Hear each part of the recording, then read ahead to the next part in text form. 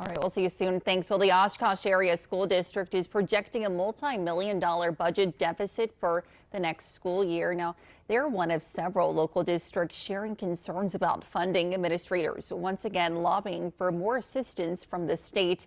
And a First Alert update. Drew Best spoke with Oshkosh's superintendent about the district's efforts to balance their funds.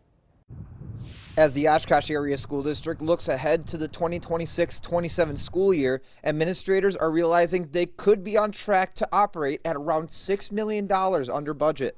District officials evaluating the best way to address this projected shortfall without impacting student learning. Unfortunately, it's just the state of public education funding across the state of Wisconsin right now. For Superintendent Brian Davis, the problem lies primarily in state funding that he feels is not keeping pace with inflation, along with declining enrollment and rising operational costs. As we have our operating expenses just to keep our doors open, to keep the lights on, to keep the schools heated, those expenses are going up by inflationary costs. And when our revenue coming in from the state doesn't match that inflationary cost, that creates just a natural structural gap. Although the Oshkosh Area School District does have a balanced budget for this school year, some others in Northeast Wisconsin are already overcoming budget shortfalls. We're entering this school year with a deficit for the budget. In 2 years' time, we've gone from having a balanced budget to a $13 million structural deficit. This past summer, Governor Tony Evers proposed a $3.1 billion revenue increase for K-12 schools. The final number approved by lawmakers was less than half of that amount, at around $1.4 billion.